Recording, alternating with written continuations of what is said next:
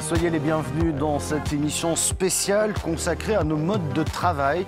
Vous l'avez constaté, beaucoup de choses ont changé. Beaucoup d'entre vous travaillent chez vous, à la maison. Bah ouais, on essaie tous de se débrouiller. C'est ce qu'on appelle le télétravail. Et au-delà de l'organisation personnelle dans le cadre du télétravail, beaucoup de questions se posent. La question de la limite entre la vie professionnelle et la vie privée, mais aussi la question de lien social, la question, je dirais, de la responsabilisation, de l'implication des salariés. Eh bien, tout cela contribue à la qualité de vie au travail. Et on va en parler aujourd'hui parce que le monde change et on va essayer de vous donner les solutions. Quelles solutions pour créer un contexte favorable à l'engagement des équipes. Pour en parler, nous sommes en compagnie de Rosa Naïd Sada. Bonjour. Bonjour. Vous êtes directrice la Mutuelle Générale Conseil et Services. Je vais rentrer très vite dans le sujet avant de présenter nos autres invités. Ces bouleversements dans le monde du travail ont changé pour vous aussi quelque chose, peut-être même en termes d'organisation, mais aussi au niveau des offres. Vous avez réfléchi un petit peu à ce monde qui change. Hein, Tout à fait. On a dû repenser en fait nos offres de services et les adapter aussi aux besoins nouveaux des entreprises pour faire en sorte que les services soient à la fois utiles et surtout utilisables, y compris à distance pour les collaborateurs. Ouais, les choses vont très vite, donc j'imagine qu'il a fallu... On va voir, parce qu'il y a un impact incroyable autour de ces nouvelles formes de travail, on va dire, parce qu'entre présentiel et distanciel, ce n'est pas forcément à 100%. François-Xavier Lenné, bonjour. Bonjour. Merci d'avoir accepté notre invitation. Vous êtes le cofondateur d'Exalt, vous avez été aussi dirigeant de PME, enfin vous avez créé beaucoup d'entreprises. Exalt, vous faites quoi ? Alors, Exalt, on est un cabinet de conseil opérationnel. On est une communauté de 150 consultants sur Paris et sur Lyon qui accompagnent nos clients sur du changement organisationnel, mais également sur la conception et le développement de produits digitaux. Ouais, mais là, j'imagine qu'ils doivent vous poser beaucoup de questions. On a pas mal de sollicitations en ce moment, en effet. On va les évoquer ensemble, si vous le voulez bien. Loïc Le Goff, bonjour. Bonjour. Vous êtes le directeur régional des ventes région Île-de-France et DOM. C'est ça. Pour la Mutuelle Générale. Mais justement, pour rebondir sur ce qu'on disait à l'instant, j'imagine que vos clients, eux, sont peut-être inquiets. En tout cas, ils réfléchissent à de nouvelles organisations et surtout à trouver un cadre confortable pour leur télétravailleurs souvent. Oui, tout à fait. Effectivement, il y a beaucoup d'inquiétudes en ce moment, mais on est surtout là pour identifier des solutions et puis pouvoir les accompagner dans le temps. Ouais. Alors, puisque vous avez la parole, Loïc Le Goff, oui. On va essayer de rentrer un peu plus dans le détail, parce que là, je pense que beaucoup de nos téléspectateurs, qui sont souvent des chefs d'entreprise, vont se reconnaître dans ce qu'on va dire, parce qu'il y a peut-être urgence aujourd'hui à agir et à réagir, et c'est la raison pour laquelle, aujourd'hui, on organise ce rendez-vous. Tout à fait. Tout à fait. Écoutez, on est parti d'un constat, notamment lorsque nous avons rencontré nos clients sur le terrain. On a relevé un tas de problématiques qui étaient liées soit à l'équilibre vie-travail, vie pro, liées à la désorganisation des entreprises par rapport aux événements. Il y a eu la problématique notamment de l'investissement et de la performance des salariés au sein de l'entreprise. Il peut y avoir aussi des problématiques liées au télétravail qui étaient plus ou moins lancées. Et puis aussi, surtout, les problématiques d'équipement informatique qui étaient liées au télétravail. Enfin, et en plus, le Covid a un peu... rebattu les cartes et mis un peu d'intensité sur le sujet. Sur les candidatures que nous avions reçues cette année, notamment parce que c'est un petit peu particulier dans le cadre des trophées PME, on s'est aperçu que beaucoup de PME expérimentées en ce moment. Oui, je me souviens, oui. Vous vous souvenez ? Oui. Elles sont là en train de dire comment je fais. Alors on va essayer, si on fait ce rendez-vous, c'est pour essayer de donner des clés, hein, et un début de voie de réflexion, si j'ose dire. Mais c'est un sacré bouleversement qui se passe. J'ai presque envie de dire, au-delà du constat, Loïc, que faire ? On va le détailler, mais est-ce qu'il n'y a pas des pistes là aussi à mettre en place ? Alors déjà, dans un premier temps, ça nous semble important d'intervenir immédiatement, à l'instant T, par rapport à l'expression d'une problématique, et puis par la suite, pouvoir accompagner l'entreprise, notamment par rapport à la poursuite de l'investissement et de la motivation des équipes, et puis aussi participer et permettre la continuité de la performance de l'entreprise. Ouais. Alors, au-delà de l'état des lieux, je l'évoquais à l'instant, et ces expérimentations, François-Xavier Lenné, j'imagine que et beaucoup de dirigeants vont encore se retrouver dans ce que vous allez nous dire à travers des exemples concrets que vous avez pu constater sur le terrain, état des lieux finalement. Moi, je peux vous partager 3 constats sur le terrain, en fait. Bon, déjà, par rapport au télétravail, c'est vrai que ça s'est déployé très, très fortement, avec des avantages et des inconvénients. Et parmi, en fait, les pratiques, nous, qu'on a pu mettre en place sur les solutions, c'est quand même un surinvestissement en fait, managérial. C'est-à-dire qu'il faut accompagner déjà sur la mise en place du dispositif du télétravail. Il faut aussi prendre beaucoup plus soin car il faut faire attention entre le télétravail et la distanciation sociale. Il y a potentiellement des situations qui peuvent être un peu complexes. Et puis également, on a beaucoup moins en fait, de contacts informels, et donc il faut savoir les provoquer et donc s'investir sur ces sujets-là. Le deuxième constat que je peux faire parmi chez nous et puis également l'ensemble des entreprises avec lesquelles on travaille, c'est que les entreprises qui avaient mené une transformation agile sont beaucoup plus performantes dans la mise en place du télétravail. Si vous avez déjà réfléchi à vos valeurs, la confiance, l'autonomie, la culture du feedback par exemple, c'est vrai qu'en fait la distance pose beaucoup moins de problèmes. Les sociétés qui étaient restées encore dans un modèle un peu hiérarchique en fait, ont vraiment pris en pleine face en fait, ces éléments dès que la distance s'est mise en place.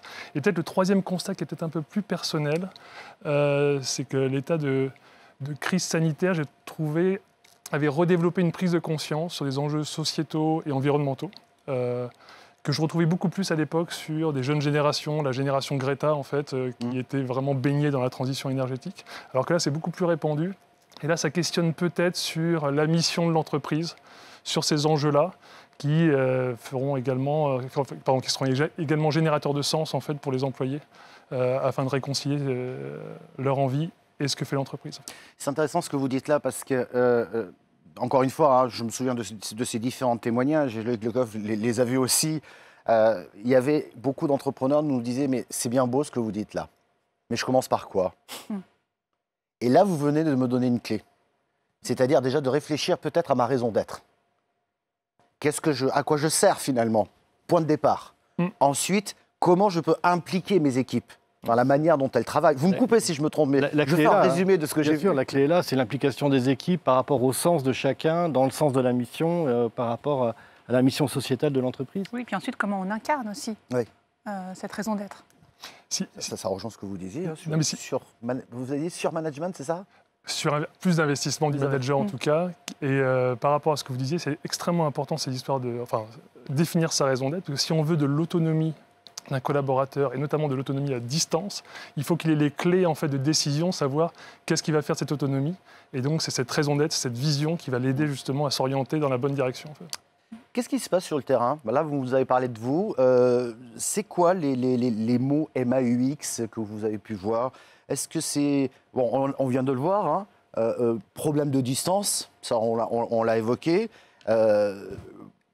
Renforcement managérial, vous l'avez dit. Mais est-ce qu'il y a d'autres exemples concrets, je ne sais pas, qu'on peut constater? Solitude. J'en sais rien. Hein. Moi, je sais que je télétravaille beaucoup et quand je reste 3 jours chez moi, j'en peux plus. Mais c'est mon avis et ça compte pas. Mais est-ce que ça pose pas problème, quoi? C'est vrai qu'au-delà du télétravail, il y a la distanciation sociale en fait, qui se rajoute au télétravail. Ouais. C'est-à-dire qu'en fait, le collaborateur ne va pas sortir de chez lui avec le couvre-feu après pour avoir une vie sociale. Et donc, alors... C'est vrai que là, limite, les personnes qui ont des enfants et qui ont une famille sont limite privilégiées parce qu'ils ont un contexte qui est limite plus favorable. Mais personnellement, chez Exact, on a aussi beaucoup de jeunes consultants qui ont potentiellement des appartements qui ne sont pas forcément immenses au sein de Paris. Et que c'est vrai que c'est des contraintes qu'on a vues au début et puis qui commencent à se poursuivre. Donc c'est vraiment un vrai sujet d'attention. C'est pour ça que je parlais un petit peu de bien penser l'investissement managérial qui n'est pas si simple. Parce qu'en même temps, vu qu'on a quand même un certain nombre d'éléments de crise, les managers sont très très pris sur leur activité opérationnelle, la développer. Et donc, il y a encore une nouvelle injonction contradictoire qu'ils doivent gérer, mais ils ont l'habitude. Intéressant, c'est une question que je vous ai posée à Loïc Le Goff, justement par rapport à ça. Oui. Est-ce qu'il ne faut pas justement, le patron, le manager, il essaie de faire tourner sa boîte tout en améliorant la qualité de vie au travail, mais est-ce qu'une solution ne serait pas d'essayer de trouver justement des solutions pour impliquer davantage les salariés, même à distance, de telle façon de les responsabiliser, tout en préservant cette forme de liberté? Ou est-ce que c'est la quadrature du cercle? Non, la clé est là, c'est-à-dire qu'effectivement, le manager ne doit pas être seul dans son coin à décider pour les autres. Il doit aussi faire participer les membres de son équipe à la prise de décision, au débat, de voir ce qui est finalement plus tendance au sein de son équipe, sur quoi les gens ont plus naturellement envie d'aller, ce qui favorisera quand même la prise en main du sujet et ensuite l'application dans le temps. Donc, alors, dans ce renforcement managérial, ça veut dire qu'il faut aussi savoir trouver des moments pour parler avec ses salariés en télétravail. Mais ça veut dire qu'on va aussi sur la sphère personnelle. automatiquement, la frontière est de plus en plus réduite. Ça fait partie des difficultés, hein, mais oui, demander est-ce que tu as les équipements informatiques? Est-ce que tu t'en sors avec tes enfants? Est-ce que tu as besoin d'aide pour je ne sais trop quoi? Oui, puis est-ce que tu as un bureau? Est-ce que tu as une bonne connexion Internet? Enfin, c'est plein de choses en fait pratico-pratiques, mais du coup, l'entreprise, on voit qu'elle doit aussi aller sur d'autres sphères que la sphère purement professionnelle. Purement business. Exactement. C'est exactement... Ça rejoint pas mal tout ce qui... Enfin, on a pas mal animé de formations sur la culture du feedback en entreprise, et c'est vrai que ça rejoint un petit peu ce besoin de travailler, bien entendu, sur des éléments de performance sur la mission, sur des éléments de montée de carrière, de montée en compétences, mais également des éléments perso. C'est qu'est-ce qui, dans la sphère perso, pourrait impacter potentiellement la performance professionnelle. Et là-dessus, c'est vrai qu'on s'est pas mal inspiré, nous, de tout ce qui était Radical Candor, une technique de Google, qui a été mis dans un livre qui s'appelle Radical Candor, que je conseille en fait à nos auditeurs, et qui décrit justement toutes des techniques de questionnement one-to-one avec ses employés. En fait. Tout en restant dans le cadre légal, parce que normalement, un patron ne peut pas aller trop loin dans la vie perso. Eh oui, mais c'est pas simple. Hein, non, c'est vrai, il faut trouver un équilibre. En fait, c'est pas évident. Alors en tout cas, ce que l'on apprend, et c'était un opinion et 80% des dirigeants envisagent une transformation de leur entreprise, mais de manière très globale, dans les 6 à 1 an à venir. C'est court pour faire une transformation. Parce que, on vient de le voir, là on parlait effectivement des collaborateurs. La transformation, elle peut être aussi en termes de business, en termes d'offres, etc. Ça fait assez court, mais en tout cas, il y a cette volonté. Et ils ont identifié une série de risques et de craintes. Et on retrouve la détérioration du climat social dans l'entreprise. Et on retrouve le manque de moyens, ça revient. Et l'augmentation du stress, tension et conflit. C'est ce qu'ils ont identifié, c'est ce qui revient quand même de manière assez importante. Ça fait réfléchir, et c'est pour rebondir sur ce qu'on disait à l'instant, améliorer le cadre de vie dans sa globalité, c'est quand même une manière de faire baisser un peu la tension. Ah ouais, clairement. Oui. Hein, pour être très clair, on donnera des exemples tout à l'heure. Donc voilà. Rosa Naïd Saada, vous avez mené, vous, 2 études récemment, l'une sur le bien-être et l'autre, puisqu'on en a beaucoup parlé, sur le télétravail. Tout à fait. On commence par le bien-être, si vous voulez bien. Oui, bien sûr. Qu'est-ce qu'il en ressort? Alors, c'était intéressant parce qu'en fait, c'est une étude qu'on a menée fin 2019, donc avant Covid. Ouais.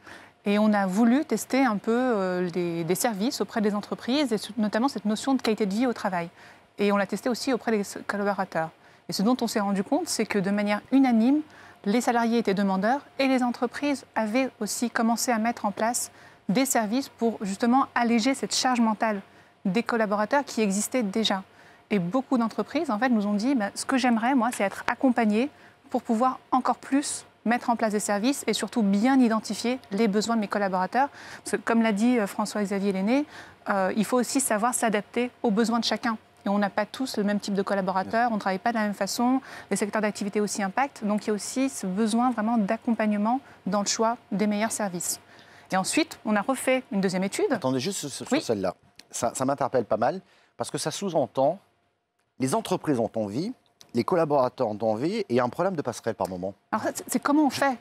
Je sais qu'il y a un besoin, j'en ai besoin, mais concrètement, voilà. Ouais. Et puis moi, mon DRH ou dirigeant, c'est pas mon rôle en fait, d'aller trouver des services, de m'assurer qu'ils sont bien faits, que finalement tout se mette en place aussi facilement.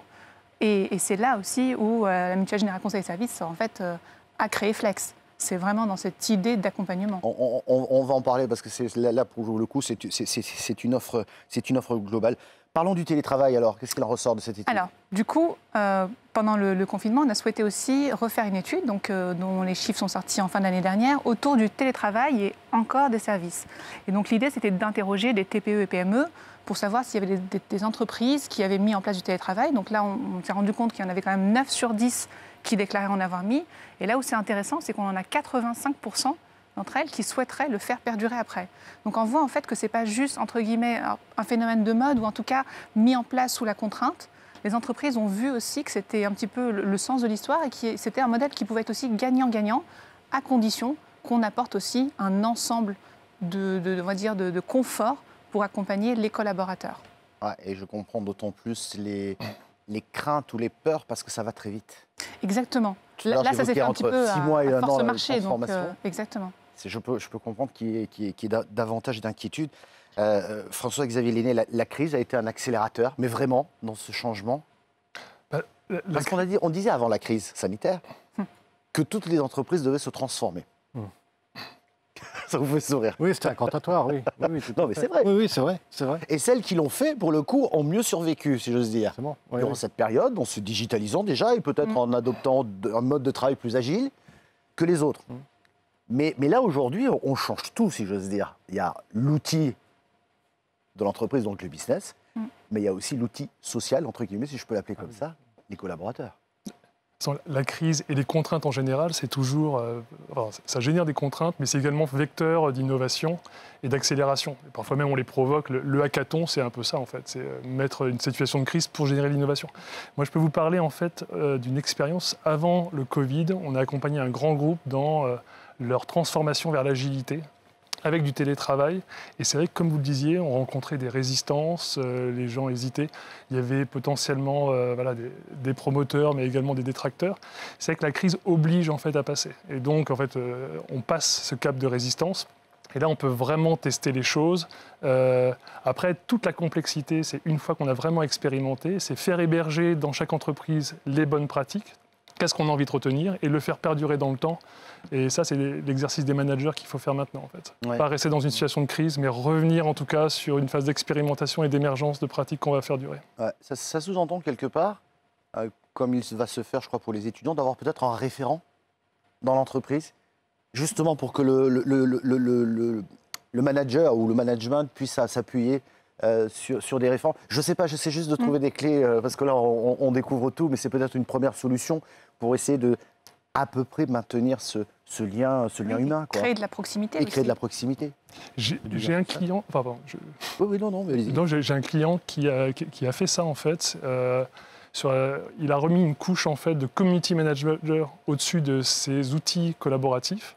Et ce community manager, il est vraiment formé à la conduite du changement et également à l'innovation managériale. Donc, c'est au moment où vous utilisez les outils, il est capable, en fait, de vous aider à quel bon outil utiliser, quel atelier faire. Et il transforme petit à petit par l'usage à distance des outils. C'était une des actions qu'il a essayé de mettre en place, en fait, pour profiter justement de cette obligation de télétravail. En fait. Non, mais ça, c'est intéressant. Ça permet aussi de faire remonter, comme vous le disiez tout à l'heure, peut-être les problèmes informatiques à la maison. Il y en a eu, hein, oui. On n'a peut-être pas les outils. On n'a pas eu les outils, on ne sait peut-être pas s'en servir non plus, de façon immédiate. Ouais, et on ne va pas forcément appeler sa direction en disant « ma box ne marche pas ». J'ai pas de débit. J'ai pas de débit. Je peux rien envoyer, c'est pas possible. Donc voilà. Alors, effectivement, le télétravail va s'installer durablement. Rosanaïd Saada, on vient de le voir. Et ça implique, on l'a un peu abordé, mais il y a quand même des points qu'il faut avoir en tête. Et après, on s'en rapprochera progressivement des solutions. Mais on l'a dit, s'isoler, perte de repères. Je crois que vous avez étudié tout ça dans le détail.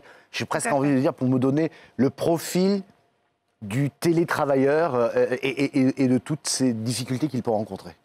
Oui, alors en fait, c'est difficile de faire un profil télétravailleur parce qu'il y a autant de profils que de personnes. Bien sûr. On va avoir les personnes qui se sentent très bien chez elles et qui ont plutôt besoin d'avoir des services pour leur bien-être, pour s'occuper de leur prévention, de la santé. D'autres qui ont des enfants et du coup, là, il faut aussi pouvoir leur faciliter la vie. Et l'entreprise, là, il faut aussi qu'elle puisse s'adapter et qu'elle crée en fait cette culture d'entreprise à distance. Et c'est ça en fait l'enjeu, c'est vraiment comment je garde les collaborateurs engagés, comment j'attire des talents, comment en fait je revois presque ma stratégie de marque employeur. Ouais. C'est qu'est-ce que j'offre à mes collaborateurs de plus que le simple fait de mettre du télétravail. Comme le télétravail va vraiment se généraliser, même si la fréquence va être variable d'une entreprise à une autre, on va devoir aussi repenser tout le cadre et repenser le modèle. Et donc là, il faut trouver un modèle qui va être gagnant-gagnant, qui va pouvoir apporter des services pour décharger le collaborateur, qui va pouvoir se concentrer du coup sur l'entreprise et apporter une performance, et en même temps créer ce lien pour aussi éviter d'avoir des salariés qui ont cette perte de sens finalement. Ça pose quand même beaucoup de questions. Hein. Non, mais c'est vrai. Ça pose quand même beaucoup de questions. Effectivement. Parce que, là, je regardais dans les petites notes de préparation, il y a quelques années, on disait « Ah, tu télétravailles, autrement dit, tu fais rien ». Oui, C'est vrai, hein? Oui. C'était le plus. Et puis maintenant, Ou alors c'est une chance. Tu télétravailles, mais quelle chance tu as de pouvoir Ou alors, voilà, télétravailler. c'est vu quand même comme un t'as de la vrai chance, ton avantage. patron, il est sympa. Exactement. Et là, aujourd'hui, la plupart des gens ont envie de retourner. Donc, C'est ça, il faut trouver du coup le juste équilibre. Ah Et ouais. c'est vraiment ça qui est le plus complexe pour les entreprises.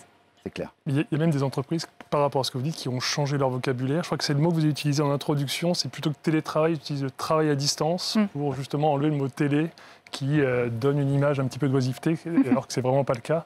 Je crois qu'on est beaucoup plus concentré, beaucoup plus efficace parfois sur... peut-être beaucoup plus fatigué également, parce que quand on est en télétravail. L'intensité n'est pas du tout la même. On voit effectivement, on appréciait auparavant le télétravail, une journée dans la semaine, ça nous permettait d'être beaucoup plus efficace. Oui, Il y avait moins de régler les dossiers tranquillement. C'est ça. Et on n'était pas dérangé par 36 000 coups de fil, etc. C'est une journée pour nous. C'est ça. Alors Mais que- efficace. C'était pas la Alors que question. quand on fait que ça, c'est d'une intensité quand même importante toute la journée qui fait que à la fin, on est vraiment beaucoup plus usé finalement. Et c'est ça qui est usant dans le télétravail, c'est l'intensité. Parce que faire une pause tout seul, ça n'a pas beaucoup de sens. Ouais. Alors que lorsqu'on est dans l'entreprise, aller à la machine à café, discuter, interagir socialement avec ses collègues, ça a du sens. Là, ça en a peu lorsqu'on est tout seul. Et donc, du coup, l'intensité est beaucoup plus importante sur des durées beaucoup plus longues. Et je pense qu'effectivement, il peut y avoir une usure importante avec le télétravail beaucoup plus rapidement qu'avant. Alors je partage totalement ce que vous venez de dire. Et en plus, c'est aussi lié aux conditions techniques. En fait. Le problème de connexion, le manque de visibilité sur les signaux faibles de son interlocuteur, enfin le langage non verbal, ça nécessite une concentration supplémentaire qui fatigue. Enfin, moi, j'ai déjà fait 8 heures de réunion. Je vois bien mon état à la fin de la journée. Et ce qui nécessite également en fait, du matériel et un environnement adapté. En fait. Et enfin, nous, chez Exalt, on a créé le pack télétravail. Voilà, il y a toujours le double écran, le casque. Alors voilà, c'était la question que j'allais vous poser. Est-ce que, au-delà du double écran, etc., le casque, il n'y a peut-être pas des bonnes pratiques en télétravaillant qui pourraient contribuer à la qualité de vie au travail? C'est un peu ce qui nous anime durant ce rendez-vous. Bonne pratique, je dis une bêtise peut-être, mais moi, quand je suis en télétravail, j'ai des coups de fil pratiquement toute la journée, y compris à l'heure du déjeuner. Oui. Alors, je me suis fait une règle, c'est qu'entre 12h30 et 13h30, je ne réponds plus au téléphone. N'essayez pas de m'appeler, vous ne m'aurez pas. Non, mais ce que je veux dire par là, est-ce qu'il n'y a pas finalement, au même titre que lorsqu'on va travailler au bureau, il y a une pause déj à un moment? Bien sûr. Mais c'est là où il faut s'imposer certains rythmes et pas se laisser porter par la vague, parce que l'activité, elle arrive non-stop. Et c'est là où on est en pression permanente, Et c'est ça. et on finit peut-être même par être moins performant du fait qu'on est usé. Bien sûr. Bien sûr. En fait, on se rend compte que même en télétravail, on a besoin d'un cadre Oui, et de finalement. règles, en fait, Ouais. qui font que Mais- chacun y trouve aussi son compte et c'est- son équilibre. C'est pour ça que je demande à François-Xavier Lenné s'il n'y avait pas un mode d'emploi. On va parler tout à l'heure de solutions, hein, on le sait, il n'y a pas de méthode magique, on le sait. Mais je ne sais pas, un cadre... Alors, vous allez me dire, les syndicats adorent cette idée-là, moi pas. Mais pourquoi pas dire, essayez de commencer votre journée, je dis une bêtise, hein, à 9h, une fois que les enfants sont à l'école, vous faites un break, café, vous regardez votre journée rapidement, 9h on attaque, je dis des bêtises, j'en sais Non, rien. mais c'est Mais ça. se structurer un tout petit peu. Alors, ça, c'est totalement... Enfin, je sais qu'on n'a pas parlé, mais c'est vrai que c'est indispensable. Je vais peut-être dire une banalité, mais s'habiller. Oui, non, mais oui. Non, mais, juste pour préciser. Le problème, c'est qu'on est tous dans le brouillard quand on télétravaille. La preuve en est, on vient de le dire à l'instant. Donc c'est peut-être bien, c'est pas une banalité, c'est de dire structurer tout simplement votre temps de travail.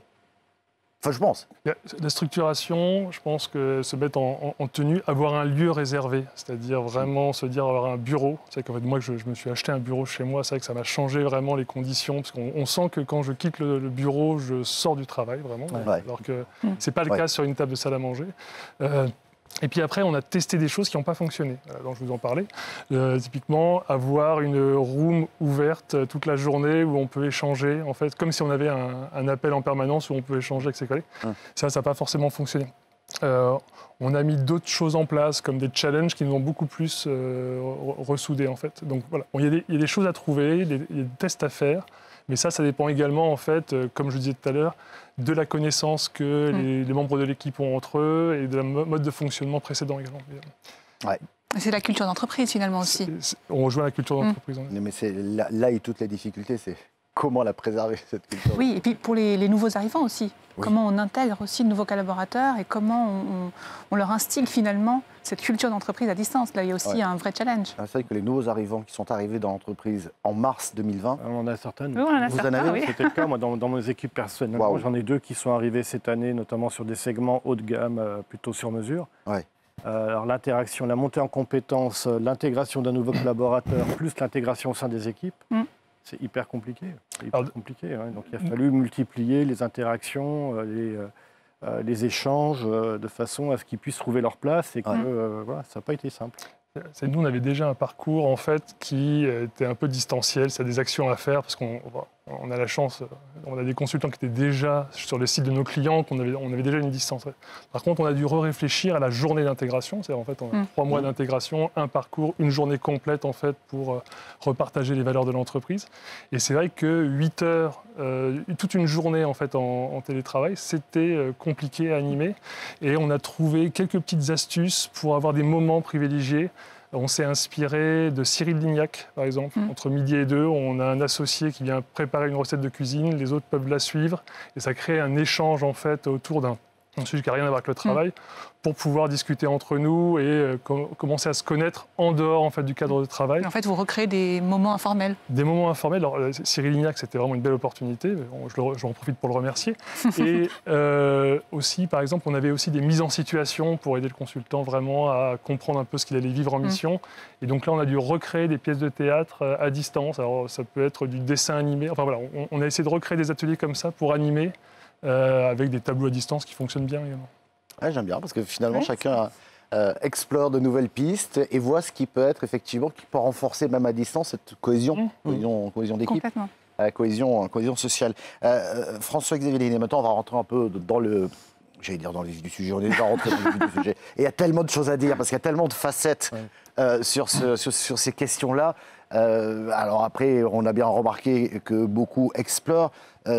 Mais j'aimerais qu'on aille un tout petit peu plus loin sur l'implication des salariés. Vous venez de nous donner un exemple très bien avec Lignac. Je trouve que ça, c'est très bien parce que c'est très fédérateur finalement.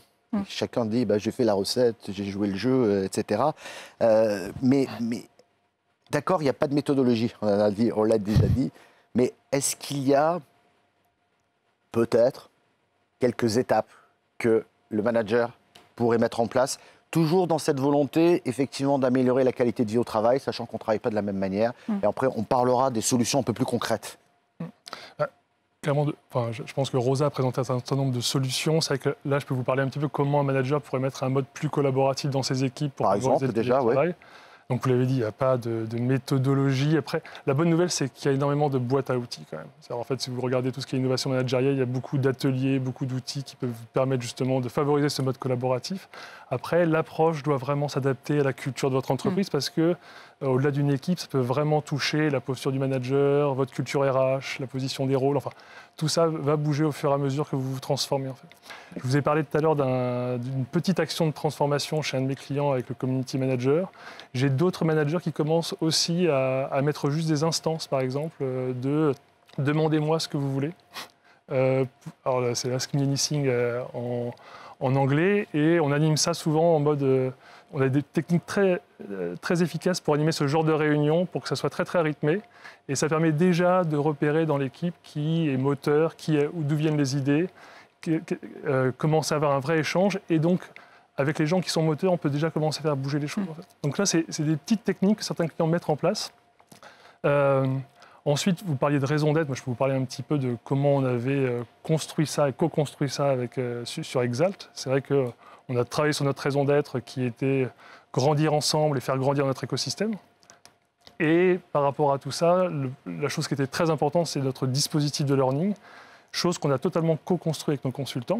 Donc, on s'est inspiré de méthodes holacratiques ou sociocratiques en fait, pour travailler sur la gouvernance, les impliquer vraiment dans la stratégie, la priorisation des actions en fait, sur ce dispositif de learning. On a tout un ensemble de rituels qui permet justement de co-apprendre ensemble et également de rétrospectives qui permettent d'améliorer notre dispositif en permanence. En fait. Et donc là, vous retrouvez en fait, du sens parce que le collaborateur sait ce qu'il fait dans l'organisation, de l'engagement. Et l'engagement, chez nous, en fait, c'est la valeur ajoutée qu'on apporte à nos clients, parce que c'est ça, au-delà de la compétence, qu'on apporte sur nos missions. En fait. Donc ce genre de cheminement, bien définir une raison d'être et avoir une stratégie de co-construction de la solution avec les employés, ça peut faire partie des approches, mais toujours, attention à la culture d'entreprise dans laquelle vous partez pour voir le premier pas qui est le plus propice pour vous. Ouais. Là, ça fait cogiter tout de suite. Et pour que le manager aussi parvienne, je dirais, à être entendu, etc., il a aussi une attitude, un comportement, si j'ose dire. La preuve de transparence, quand on n'est pas dans l'entreprise, on ne sait pas tout, mais il faut peut-être quand même raconter ce qui se passe dans l'entreprise. J'imagine, François-Xavier Lenné, qu'il y a aussi... c'est une attitude finalement du manager, justement pour embarquer, je dirais, l'ensemble des collaborateurs en présentiel ou en distanciel autour d'une même dynamique.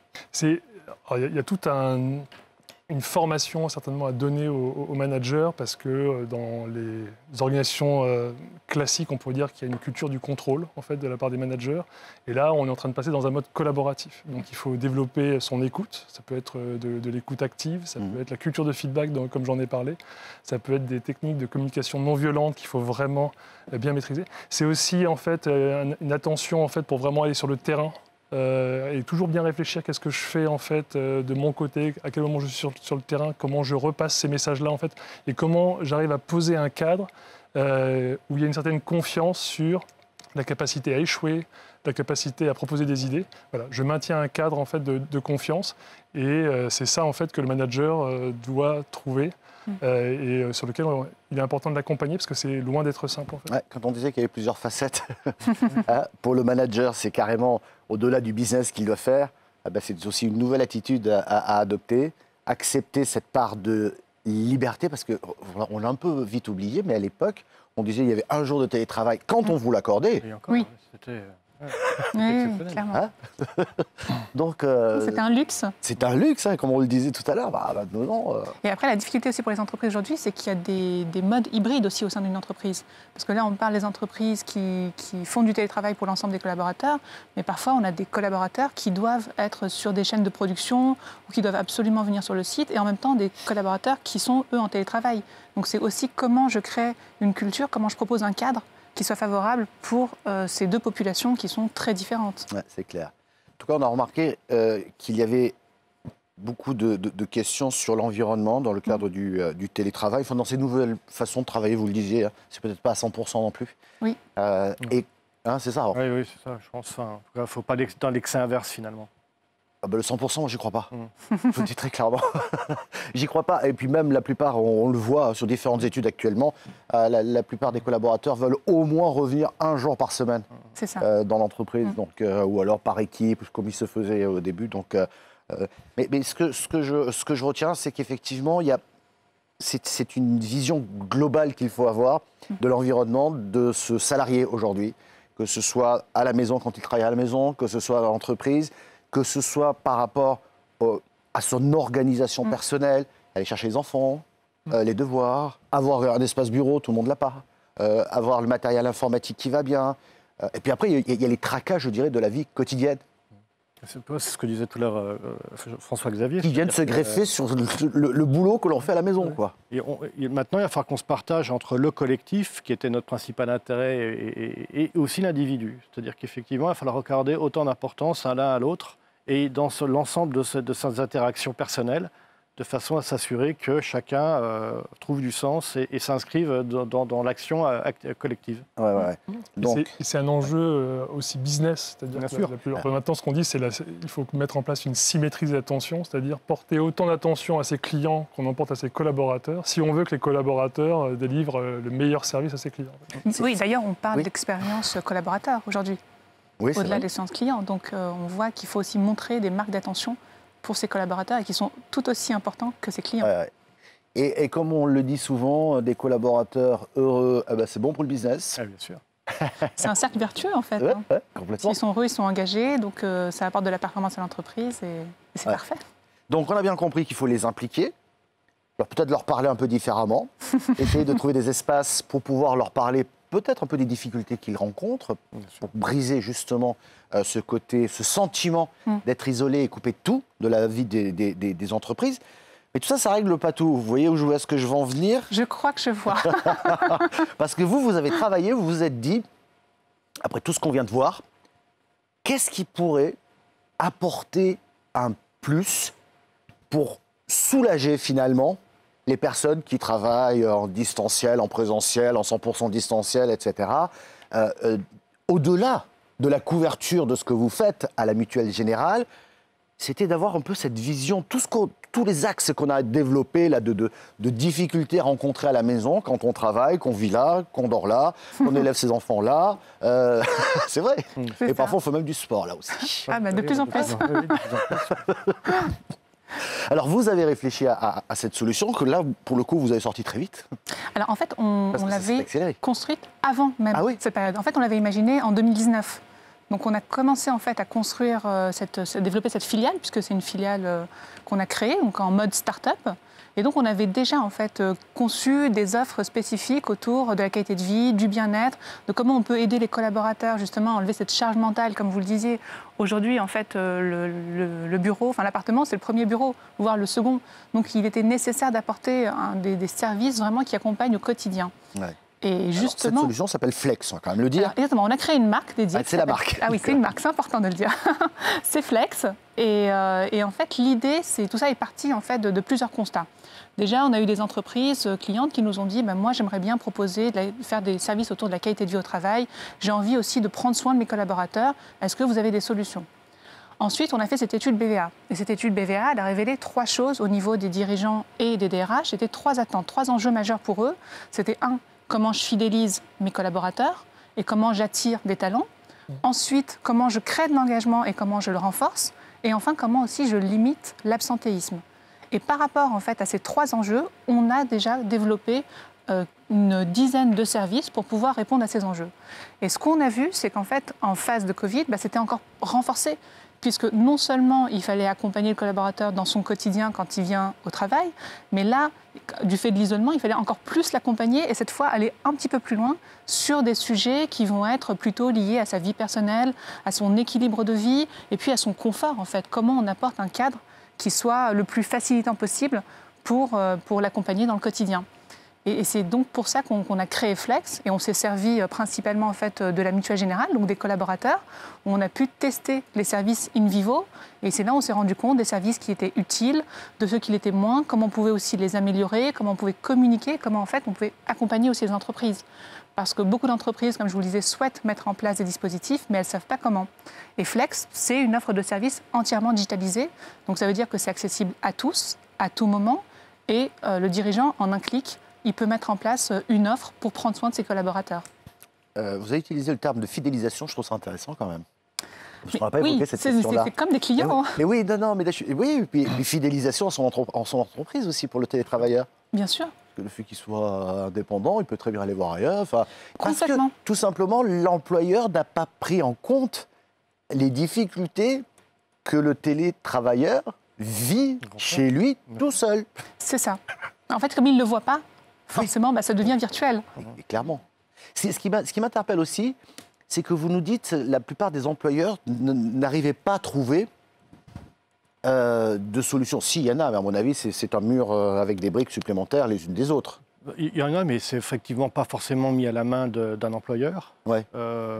Il n'a pas une vision. Et puis, quel est le temps d'un employeur à passer à faire une étude de marché sur telle et telle solution, du bien fondé de la solution, du sérieux même du service. C'est tout ce que Flex offre aussi aujourd'hui. C'est une solution clé en main pour l'ensemble des problématiques. Alors, je travaille à la Mutuelle Générale, donc c'est une solution que j'ai vue en place depuis cette année. Mais moi, j'ai deux exemples fréquents. Enfin, on a des pensées parce que les parents, leur premier souci, pour tout parent qui se respecte, c'est son enfant. La réussite scolaire est une donnée importante pour nous tous. Lors du premier confinement, lorsque nos télétravailleurs, pour la première fois, ont dû en même temps faire les devoirs à la maison et l'école à la maison, quelle organisation ça a dû être. c'est un service qui a trouvé toute sa raison d'être à ce moment-là, et puis qui perdure parce que voilà, la réussite scolaire, les difficultés scolaires, voilà, ça répond à ces problématiques-là, et on enlève la charge mentale aussi de cette problématique pour le salarié, qui permet effectivement d'améliorer son investissement au sein de son entreprise. Et puis on a un deuxième sujet qui est aussi aujourd'hui très d'actualité, c'est l'aide aux aidants. On a effectivement des personnes âgées, on le voit malheureusement en ce moment, c'est de plus en plus compliqué. Et c'est un labyrinthe aujourd'hui pour l'aide aux aidants, pour s'y retrouver entre les aides de l'État, entre les aides départementales, régionales, etc. Et là, vous avez une clé en main qui permet de décharger complètement le salarié sur cette problématique. Alors, juste pour que je comprenne bien, mon patron m'offre Flex. Déjà, vous êtes un salarié heureux. Déjà, on retrouve le sourire. Mais quand vous parliez de différents services, vous m'avez cité l'exemple d'aide aux devoirs. Oui. Ça veut dire quoi? Que cette offre, elle est proposée, j'ai besoin d'aide aux devoirs, par exemple, bon ça on va le garder, mais j'ai peut-être besoin d'autre chose. C'est quoi? C'est un tiroir? Comment ça se passe? Alors oui, en fait, Parce que là, vous m'avez parlé de service au sens large du terme. Tout à fait. Mais je choisis les options, Alors c'est ça, en fait on a deux modèles, parce que comme je vous le disais, il y a autant de profils aussi de salariés et d'entreprises que de besoins. Donc pour pouvoir s'adresser à tous, on a créé à la fois des services en fait packagés, donc là on a 3 niveaux d'offres, donc avec différents services qui sont mixés pour répondre aux besoins de tout le monde. Par exemple. Donc ça peut être de la conciergerie, de la formation aux gestes de premier secours, du second avis médical. Ça peut être aussi un assistant personnel pour organiser les rendez-vous. C'est vraiment très très large. Ça peut être une plateforme aussi d'écoute psychologique parce que c'est aussi important en ce moment. Donc c'est vraiment très varié. Donc c'est-à-dire que sur cette offre-là que me fait mon boss, j'ai accès à cette plateforme. Alors votre entreprise va choisir en fait un paquet de services, donc soit à la carte, et puis elle peut ajouter des services à la carte parce qu'il y a certains services qui l'intéressent plus que d'autres par rapport au profil de ses collaborateurs. Elle va avoir accès à un espace digital. Elle va donc renseigner l'ensemble des collaborateurs qui peuvent accéder à ce service. Et puis on va vous inviter via un petit mail à vous dire, voilà, grâce à votre collaborateur, vous bénéficiez des services suivants, vous créez votre espace et vous pouvez l'utiliser à tout moment, quand vous le souhaitez, de manière complètement autonome et libre. On peut demander des choses complètement dingues. Alors, peut-être à votre entreprise. Vous pouvez me faire les courses et me les livrer. Enfin, je sais pas, alors, oui, alors il y a des vous parlez de conciergerie, c'est ça. Mon costume, il irait bien tout seul. C'est ça, on peut trouver une aide ménagère, on peut même prendre rendez-vous pour vous pour un rendez-vous chez le médecin. Donc il va se présenter comme votre assistant. Ah ouais, à ce point? Oui. C'est vraiment très très large et c'est comment en fait je décharge de toutes ces petites choses du quotidien qui peuvent être chronophages et du coup l'employeur il est valorisé parce que lui ça lui permet aussi de pouvoir accompagner ses collaborateurs, de pouvoir aussi montrer qu'il est soucieux de leur personne et puis de leur situation et de leur bien-être et ça permet aussi de renforcer la cohésion au sein d'une entreprise. Et typiquement, quand on a été voir les entreprises en présentant nos différentes solutions Flex, on a eu beaucoup de cas de figure pour l'utilisation. Certaines entreprises nous ont dit je veux le mettre en place parce qu'en ce moment c'est assez anxiogène et j'ai besoin aussi de rassurer mes collaborateurs. D'autres nous ont dit je ne peux pas faire d'augmentation significative cette année et donner 50 € à un collaborateur, ça peut être un peu mal vécu. Alors qu'offrir du service, ça permet aussi d'être vraiment dans le quotidien du salarié et vraiment au plus près aussi de ses besoins. Ou alors d'autres entreprises nous ont dit, moi là j'ai une activité qui est en croissance, j'ai besoin de mes collaborateurs carburent, performent et donc je vais leur apporter des solutions aussi pour qu'ils puissent vraiment être focalisés sur leur travail. C'est pas mal. C'est pas mal dans le sens, on évoquait tout à l'heure la question de l'employeur qui devait questionner son salarié un peu sur sa vie perso. Là, vous arrivez avec un package. OK, l'employeur, tu veux ça, tu prends ça. En plus, ça coûte tant, je te l'accorde, mais je ne veux même pas savoir pourquoi. Et je trouve que c'est bien. Parce que c'est exactement ça. Il ne le saura pas, d'ailleurs. Et il ne le saura pas. non, mais c'est une manière de ne pas se mettre ça laisse une liberté. Employeur un peu en porte-à-faux sur exactement. le côté. Je vous offre en fait un panel de services et puis vous l'utilisez comme vous le souhaitez, au moment où vous le souhaitez. D'accord. C'est pris en charge à 100% par l'entreprise? Exactement. Et le package d'entrée, c'est combien? Alors, j'imagine qu'il y a plusieurs niveaux. Aujourd'hui, on est autour d'une 30aine d'euros par an et par collaborateur pour le pack d'entrée. Oui. Alors, c'est aussi une des forces, en fait. C'est qu'aujourd'hui, on a travaillé aussi sur l'objectif, c'était d'offrir du service, mais pas uniquement aux grandes entreprises. Parce que souvent, les grandes entreprises, elles ont des plans qualité de vie au travail, elles ont des programmes RSE, etc. Mais c'était aussi pouvoir rendre le service accessible, y compris aux plus petites structures. Donc, très concrètement, pour l'aide aux devoirs, j'appelle Flex, c'est ça? Alors, vous allez sur la plateforme Flex. Où je vais et je dis, je veux, pour toute la semaine, une aide aux devoirs. Alors- Vous me trouvez la bonne personne, c'est ça? Alors, c'est encore plus simple. Parce qu'en C'est fait... juste de comprendre. Je vais vous Pardon. C'est la expliquer. note que l'enfant doit avoir. Alors non, quand même pas. C'est de l'aide au devoir. Non, là, en fait, concrètement, vous allez sur Flex, vous inscrivez vos enfants, et vos enfants, ensuite, peuvent, à tout moment, donc tous les jours, poser des questions et échanger avec des professeurs pour les aider sur du français, des mathématiques, un exercice d'histoire géo, et de manière complètement illimitée et sans surcoût pour vous. Donc, ça a coûté 30 € et j'ai accès à ce service Exactement. sans surcoût. Exactement. Je paye pas la ce côté. consommation. Voilà, je En paye fait, pas on la a des consommation. services qui sont Ah ouais. sans surcoût et puis d'autres services où là, vous payez en fait ce que vous consommez. Typiquement, on a une plateforme de service à la personne. Si vous y accédez gratuitement, les personnes recherchent pour vous le meilleur profil et ensuite vous payez la femme de ménage en fonction des nombres d'heures que vous souhaitez. La téléconsultation médicale, vous pouvez l'utiliser de manière complètement illimitée. Ah ouais, effectivement, ça soulage, quoi. Exactement. Et c'est au quotidien. C'est vraiment des services Oui, utiles. la vraie vie, si je veux dire. C'est ça. C'est la, La vraie vie. C'est ça. La vraie vie. Et ça, c'est intéressant parce que ça renforce effectivement, on l'a évoqué tout à l'heure, la marque employeur, hein, finalement. Hein. Là, vous avez utilisé deux termes, fidélisation, mais là, je parle de fidélisation des collaborateurs. C'est ça. Parce que c'est assez compliqué. Responsabilisation, ça veut dire, je suis une boîte responsable, je m'occupe de votre qualité de vie, même si vous n'êtes pas tous les jours chez moi. Exactement. Et je trouve qu'en termes d'image, pour l'entreprise, ça le fait, quoi. Ça joue. Ça joue. Et c'est la marque Oui, puis employeur. c'est ce qui fera la différence aussi. Oui, oui. Comme je le disais, le fait de faire du télétravail, ça va devenir une norme.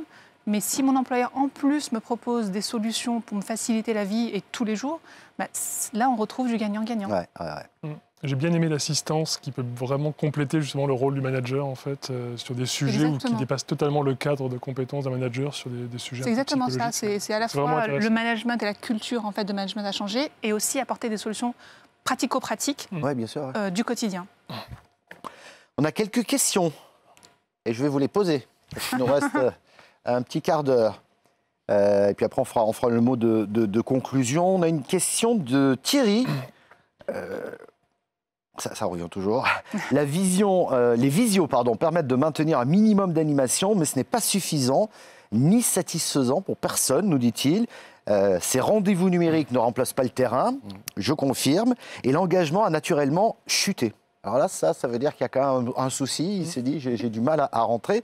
Alors, il nous dit, nous avançons sur d'autres formes d'engagement, mais nous recherchons des idées nouvelles. Bon, on en a évoqué quelques-unes quand même déjà. On a évoqué quelques sujets. Moi, c'est vrai que je partage que la visio, on a dit qu'elle pouvait être fatigante. C'est vrai qu'il y a des moyens de la rendre participative également. En fait. Moi, je ne fais plus maintenant une visio sans avoir un tableau blanc partagé à côté. Je ne sais pas si vous connaissez des outils du type Klaxoon pour les Français, Miro. Mais le message passe mieux, chacun peut collaborer, on n'est pas juste passif devant son écran. Donc ça, c'est une manière déjà de rendre un peu plus efficace des visios. Je pense qu'il y a une réflexion aussi à avoir sur qu'est-ce qu'on fait en visio et qu'est-ce qu'on peut faire de manière asynchrone. On a beaucoup de messages, enfin des systèmes de messagerie, on a des systèmes de ticketing, on peut traiter beaucoup de sujets juste par échange de messages, que les jeunes le font toute la journée en fait. Je pense que c'est bien d'y réfléchir, se dire est-ce qu'on a vraiment besoin d'une visio pour faire ça et sortir de là-dessus. Et puis après, sur l'engagement de manière plus globale, il faut trouver en effet de nouvelles idées. Moi, je peux vous partager celle qu'on a mis en place au mois de novembre. Au mois de novembre, on appelait ça Motivember. C'était un énorme challenge. On a constitué des équipes de 4 consultants qui ne se connaissaient pas forcément.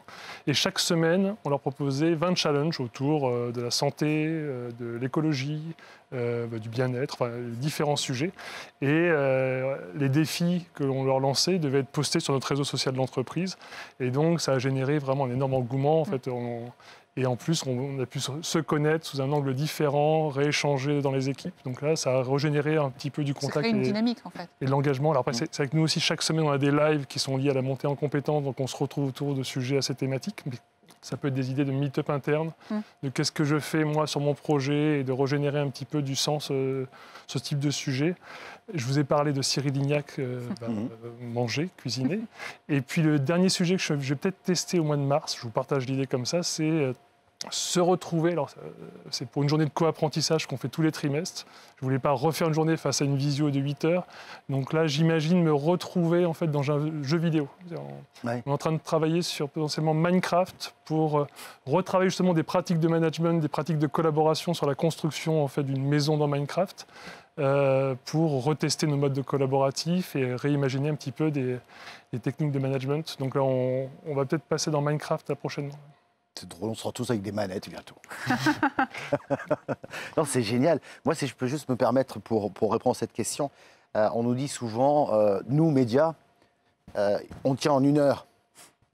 On ne fait pas 1h10, si on doit faire 1 heure, on fait 1 heure et croyez-moi, on ne vous la pardonne pas, la minute en trop. Ça veut dire quoi? Ça veut dire qu'on n'a pas surchargé notre sommaire, nos sujets à aborder, et qu'on s'est dit, d'accord, toi, tu as tel sujet à faire, oh, ça va, on va le régler en 3 minutes ou 4 minutes, je dis une bêtise. Là, c'est un peu plus important, donc on va passer 6 minutes éventuellement. Et on essaie de respecter ça. Et je peux vous dire, moi, aujourd'hui, quand je fais des visios, c'est moi qui devance en disant, voilà l'ordre du jour, il y a 4 points, c'est tout. Telle personne parle de ça, de ça, de ça, de ça, et hop, au bout d'1 heure, on a fini, parce qu'au bout d'un moment, on a des yeux comme ça aussi. C'est très important. Non, mais c'est la préparation de ces rendez-vous-là, quoi. Et ça prend 5 minutes, mais au moins, c'est clair. C'est le rythme soutenable, c'est une des valeurs de l'agilité, et c'est vrai que c'est extrêmement important pour le bien-être des équipes, en fait, et leur engagement. Ouais. On voit bien d'ailleurs des réunions notamment où on essaye de tout mettre en place, de tout parler de tout, parce que c'est la réunion mensuelle ou hebdomadaire, et on a des ordres du jour interminables, finalement on n'en voit que la moitié. Alors que finalement, on multiplie les sujets sur des petites réunions flash, c'est beaucoup plus efficace. Et les gens, notamment, enfin, au bout d'un moment, si on a traité 12 sujets dans la réunion, qu'est-ce qu'on en retient à la fin? C'est un peu le problème. Quel est l'objectif de cette réunion, finalement? C'est plein de vraies questions qu'il faut encore une fois se poser. Encore une fois, tout ce qu'on dit là, c'est dans l'idée de soulager le collaborateur avec les outils nouveaux et les nouvelles formes de travail. Donc, on a bien compris, il y a cette sécurisation que vous avez mis en place. Mais il y a aussi des nouvelles méthodes dans l'organisation, dans la manière d'être. Moi, j'aime beaucoup le challenge, j'aime beaucoup la cuisine. Je trouve mais ça veut dire que beaucoup de marques bientôt seront des médias. C'est leur cuisine chez Exalt les midis. Waouh.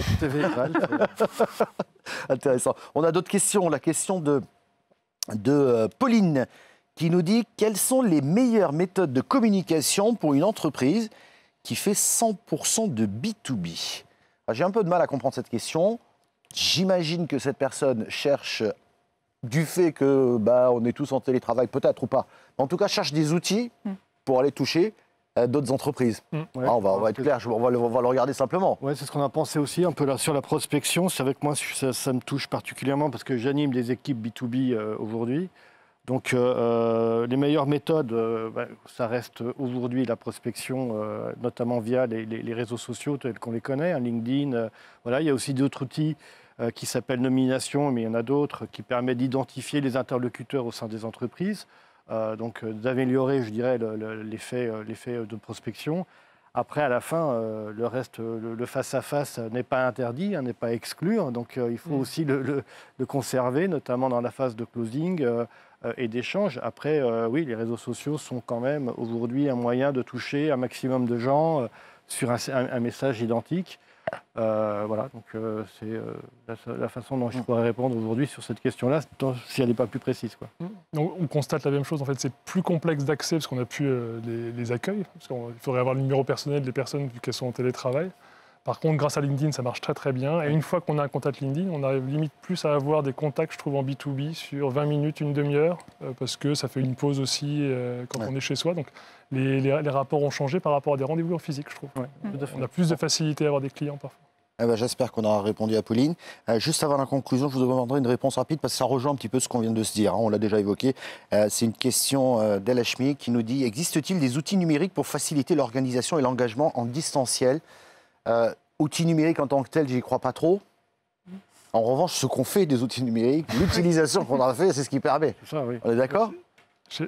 Moi, très rapidement, je peux donner ma boîte à outils que j'utilise tous les jours. En outils collaboratifs, je suis soit sur Teams, soit sur Google. J'ai des outils de planification du type Trello, Jira, qui sont extrêmement utiles. J'ai un réseau social d'entreprise qui est Workplace, je fais un peu de pub, mais en tout cas, une fonctionnalité qui est extrêmement utile, c'est le live. Vous disiez qu'on devenait des médias. Je pense qu'on doit faire 2 lives par semaine en ce moment, en fait, sur ce type de réseau social, que ce soit pour de la communication institutionnelle, soit pour partager des réunions où les autres n'ont pas pu assister. On a du Slack, des tableaux blancs, j'en ai déjà parlé. Le double écran, très important. Et peut-être pour l'engagement sur d'autres aspects, je peux vous partager. Moi, je suis en train d'étudier en fait une start-up qui s'appelle Team Starter, qui fait du crowdfunding en fait sur des propositions RSE. C'est-à-dire chacun propose son projet et les collaborateurs en fait abondent pour voter pour le meilleur projet. Je pense que c'est pas mal comme solution aussi pour générer en tout cas de la communication et de la collaboration sur ces sujets RSE. En fait. Bon, et voilà. J'espère qu'on a répondu à vos questions.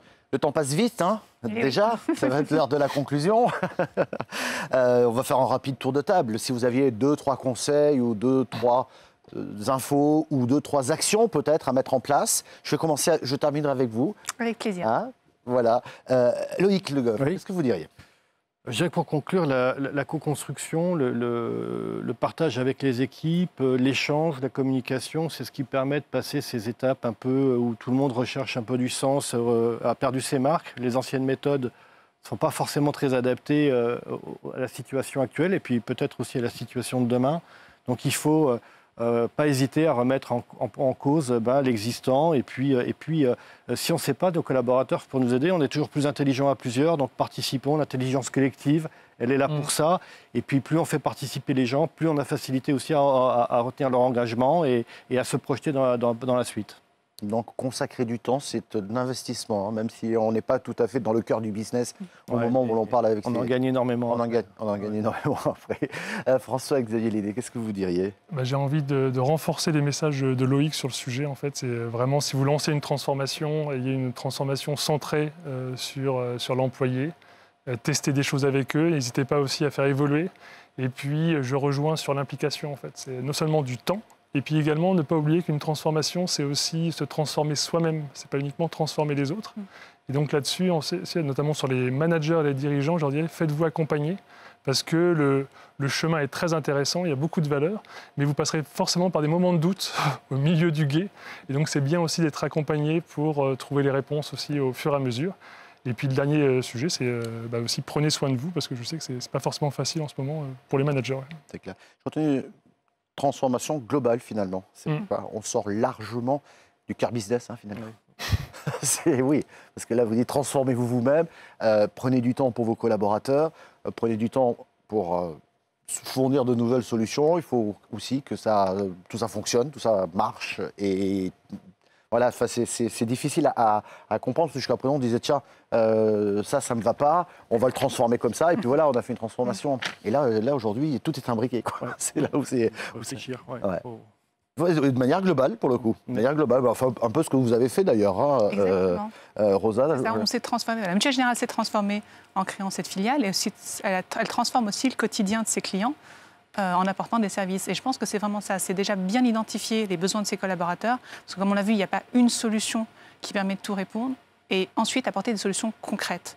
Et je pense que les solutions concrètes, utiles au quotidien. Et évidemment, la communication qui est clé. Ouais. Juste pour rebondir, vous l'avez dit tout à l'heure, mais je pense que c'est super important. Un collaborateur, à partir du moment où il se sent rassuré dans ces changements importants, c'est un collaborateur qui s'implique. Un collaborateur qui voudra des responsabilités. Alors c'est vrai que lui va changer. Il va peut-être vouloir plus de liberté du coup, parce qu'il s'est retrouvé dans une situation comme ça, il peut aller chercher les enfants. Maintenant, il peut faire un break dans sa journée.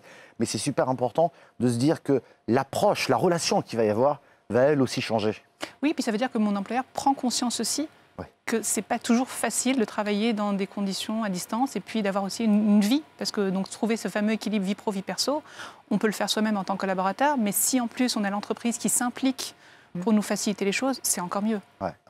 Et in fine, c'est quand même bon pour le business. Là, c'est pas des paroles en l'air. Il se passe tellement de choses. On aurait pu faire 2 heures parce là, on les a survolées pour la plupart des cas. Mais je suis sûr qu'il y a des choses insoupçonnées encore aujourd'hui. Oui, et puis de télétravail et qu'on va les découvrir. Vous allez évoluer, hein, je pense, avec votre. Nous, on est flex déjà. On évolue. Mais ça va changer parce qu'on va découvrir de nouveaux besoins, parce qu'on va découvrir de nouvelles manières, peut-être de vivre, de s'organiser, et on va se dire, moi, j'ai besoin de ça, j'ai besoin de ça. Puis là, j'arrive pas à trouver une solution, quoi. Exactement. C'est ce qui va aborder je crois qu'on n'est pas prêt d'arrêter de faire des émissions comme celle-ci. Merci beaucoup, Rosa Naït Saada, directrice la Mutuelle Générale Conseil et Services. Merci François-Xavier Lenné, cofondateur de Exalt. Et merci Loïc Le Goff, c'est la fin de l'émission, directeur régional des ventes région Île-de-France et DOM à la Mutuelle Générale. Voilà, j'espère qu'on vous apporte un éclairage. Alors vous allez me dire, par moments on s'est dit, oui mais ça va, je le sais, etc. Mais je crois qu'il était important de regarder les choses de manière globale. Le télétravail va s'installer, on l'a dit, de manière durable. Il va falloir s'adapter aussi à ce niveau-là. Il y a aussi le présentiel et le distanciel avec quelques jours. Il va falloir s'adapter. Et puis pour les garder, ces collaborateurs qui ont souvent du talent, pour garder ce lien social, il va falloir trouver aussi des solutions. On vous en a présenté une de manière détaillée, mais on vous a présenté aussi beaucoup de conseils qui, j'espère, vous seront très utiles dans votre comportement. D'ici là, portez-vous bien. Merci beaucoup d'avoir participé à cette émission. Au revoir. Merci.